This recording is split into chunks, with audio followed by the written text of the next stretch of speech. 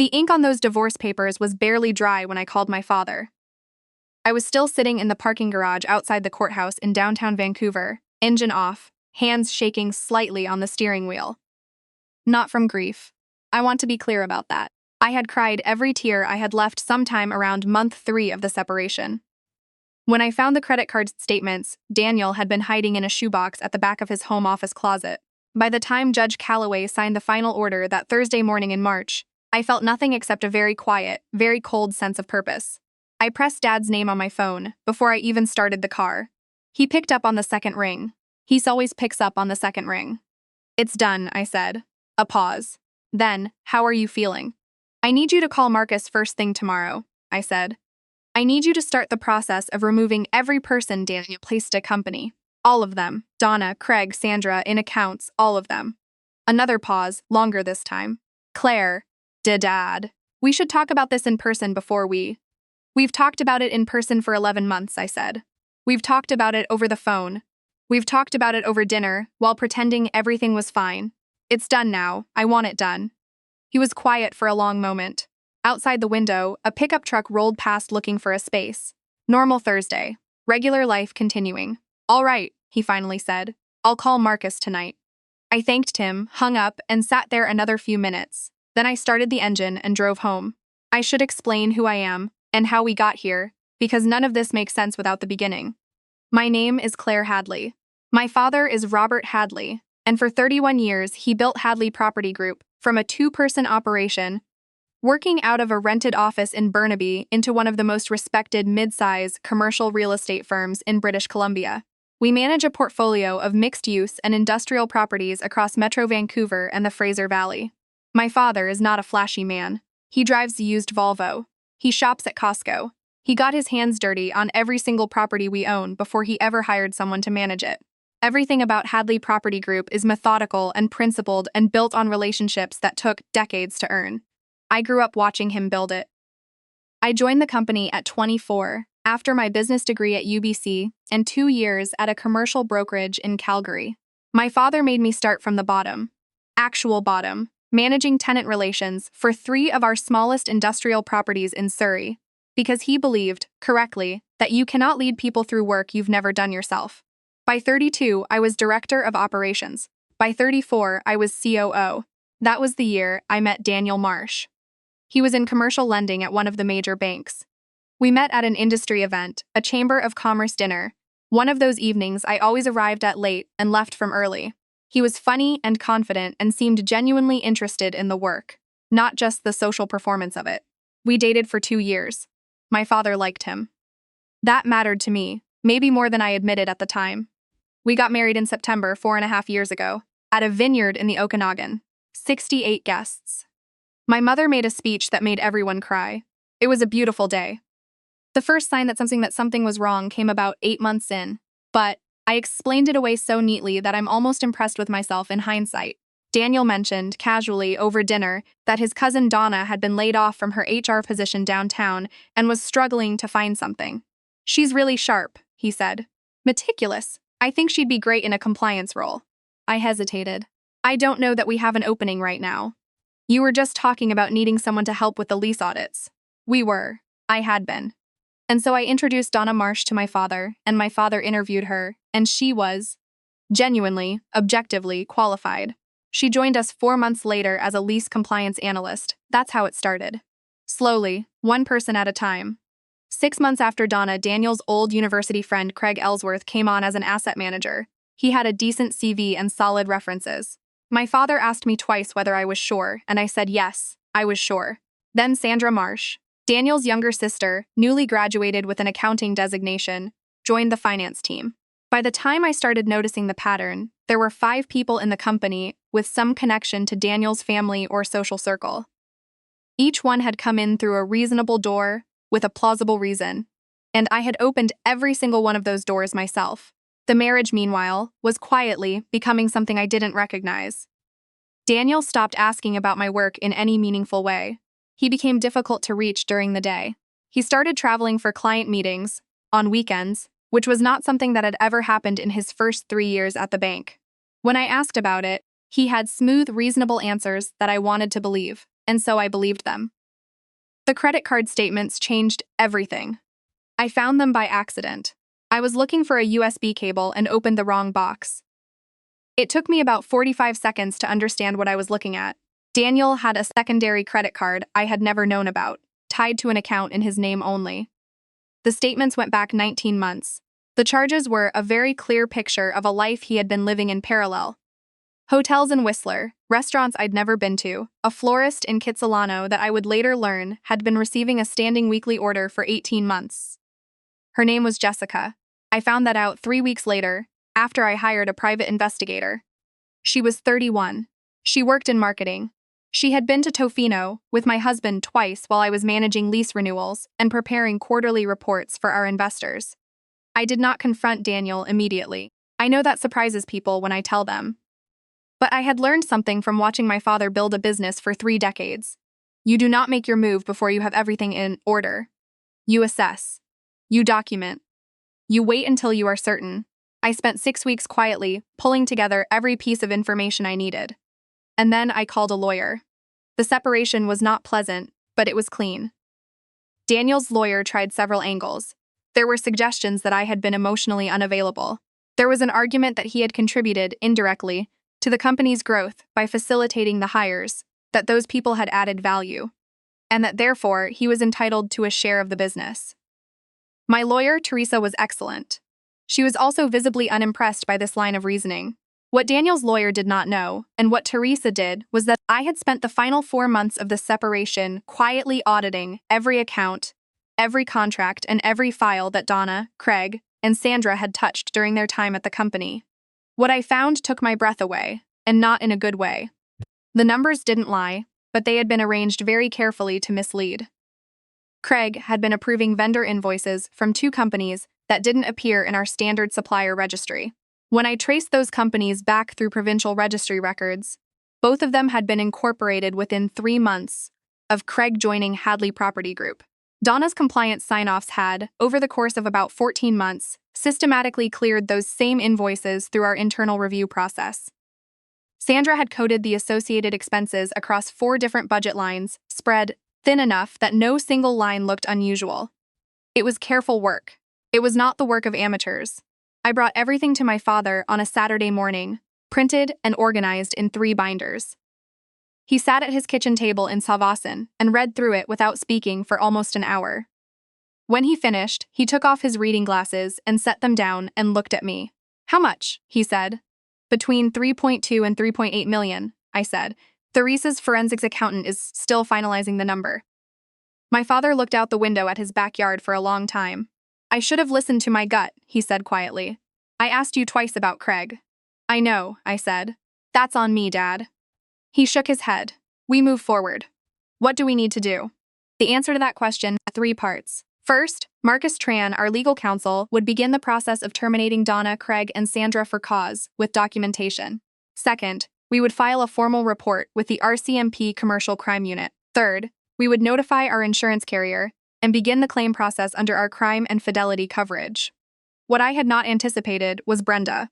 Daniel's mother, Brenda Marsh, called me the evening after Marcus sent the termination letters. I looked at the name on my phone and almost let it go to voicemail. Then I thought, no. I picked up. Claire. Her voice was the same as it had always been. Controlled. Measured, with that particular quality I had always found slightly unnerving. Like someone who has rehearsed exactly how much warmth to display. "We need to talk. Hello, Brenda. What you're doing to this family is beyond anything I could have imagined from you." She paused. "These are good people. Donna has children. Craig just bought a house," I said.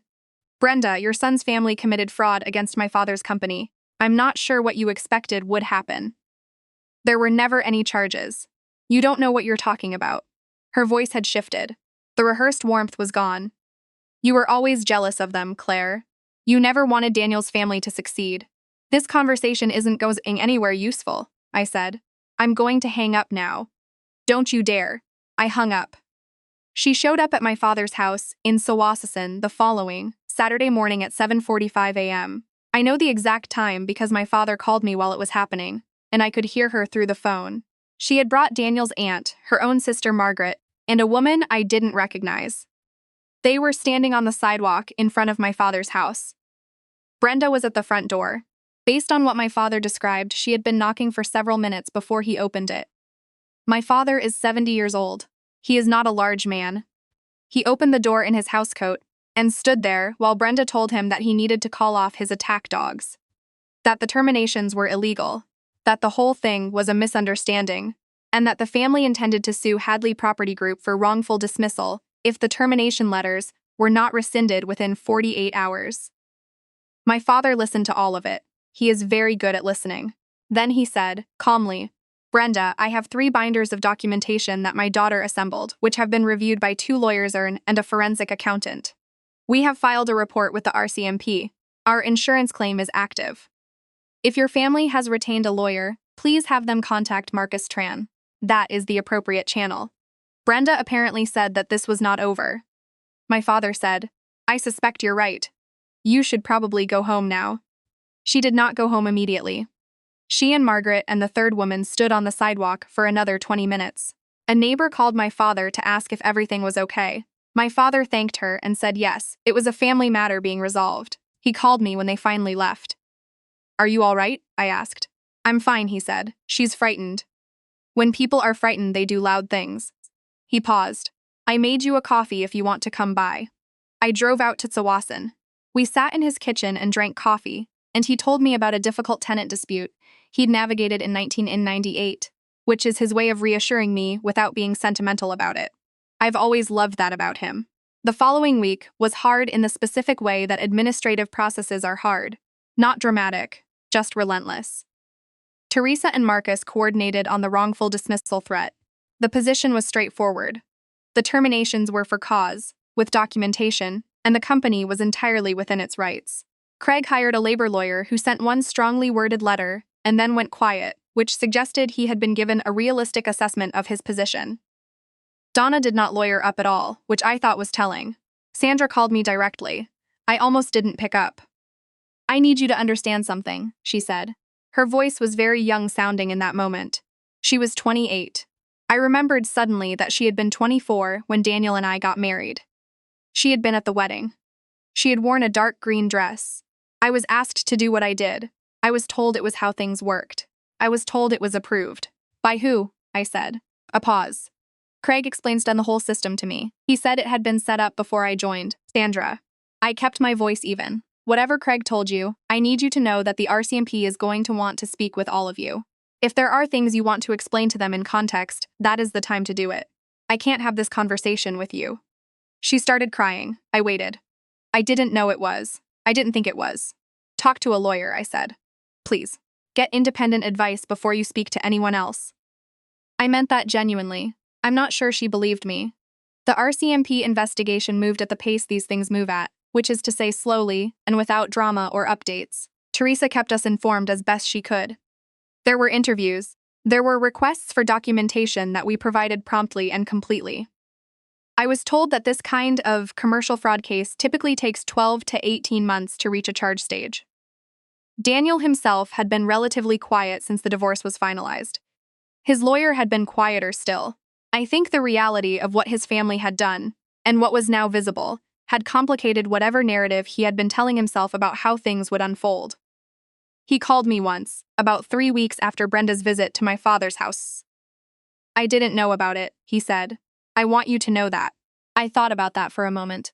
The hotels in Whistler, the standing order at the florist in Kitsilano, 19 months of a parallel life funded by a credit card I didn't know existed. Daniel, I said, I believe that you believe that. He didn't say anything. I genuinely hope you find a way to be a decent person, I said. I mean that. But I can't help you with whatever you're working through right now.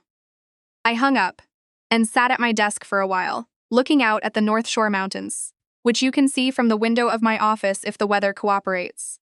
It was cooperating that day. There was still snow on the upper peaks. It was the kind of view that my father specifically chose this building for 22 years ago. Because he said, people needed to be reminded regularly that there are things that are larger and older and more permanent than whatever is currently going wrong. The months that followed were about rebuilding, which turns out to be less dramatic than crisis, but considerably more satisfying. We replaced Donna's position with a lease compliance specialist. My father found through a professional association contact, a woman named Pauline, who had 15 years of experience, and no connection to anyone we had ever met. Craig's role was restructured. We promoted an internal candidate, a young man named Kevin, who had been with us for 3 years, and had, I noticed, always done very careful work. Sandra's position in finance was filled through a formal recruitment process run by an independent HR firm. One of the things I had to do, which I found unexpectedly difficult, was review the 2.5 years of work that these 3 people had actually done. The legitimate work, the things they had genuinely contributed. Because I needed to understand the difference between what was fraudulent and what was not. The answer was complicated. They had done real work alongside the fraud. The fraud had been layered in carefully, not sloppily. It took the forensic accountant almost 4 months to produce a final number, $3,418,000. That was the figure, once everything was accounted for. My father looked at that number for a long time. "We're all right," he said finally. "The business is all right." "I know," I said. "I'm talking about you," he said, which surprised me enough that I didn't have an immediate answer. We were sitting in the boardroom, late on a Friday afternoon. The city was spread out below us, and the mountains, and the sky was doing something complicated and beautiful in shades of orange and gray. "I'm going to be all right," I said, which was true, and also felt at that moment like something I was still in the process of deciding. The insurance claim settled 8 months later. The recovery wasn't complete. It rarely is. But it was substantial enough to confirm that the fidelity coverage we had maintained for years, the coverage that Daniel had once called an unnecessary cost when we reviewed our premiums, had been very much worth every dollar. Marcus sent me the settlement summary on a Tuesday morning. I read it at my kitchen table with a cup of coffee, and then I sat there for a while, not thinking about anything in particular. Outside, it was raining, which in Vancouver means it was a regular day. I thought about the morning I had sat in the parking garage at the courthouse and called my father. I thought about his voice, careful and steady, asking how I was feeling before I had even told him why I was calling. I thought about the Saturday morning at his kitchen table in Sawasan, 3 binders on the surface between us, reading glasses in hand. I thought about Brenda on the sidewalk, frightened and loud. I thought about Sandra's voice on the phone, young and cracking. I thought about the green dress at the wedding. The RCMP update came 5 months after the insurance settlement. Craig was charged with fraud over $5,000 and breach of trust. Donna faced a single count of fraud for the role she had played in clearing the invoices.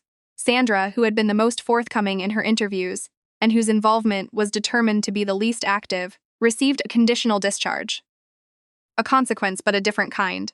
I heard this through Teresa and through what is generally available in court records. I did not track it closely.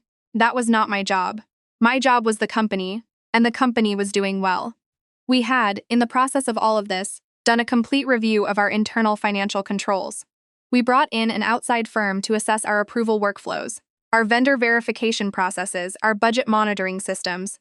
The recommendations were implemented over about 8 months. They were not glamorous recommendations. They were careful, structural, unglamorous improvements that would make it much harder for something like this to happen again.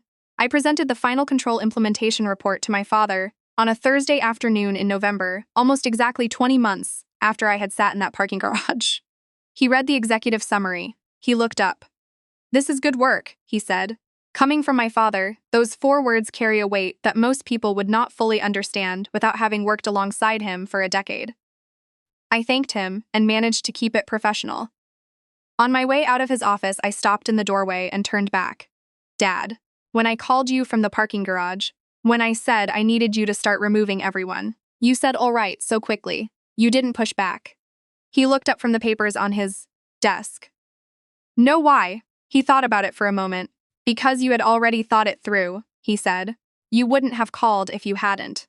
I nodded. "Also," he said, and the corner of his mouth lifted slightly, "I had been waiting 11 months for you to make that call." I laughed for the first time, in what felt like a very long time, standing in the doorway of my father's office with the mountains visible through the window behind him, pale and snow-covered and permanent against a clear November sky. I drove home through the city in the early dark, Vancouver lit up and humming with its usual complicated life. And I thought about what it means to rebuild something.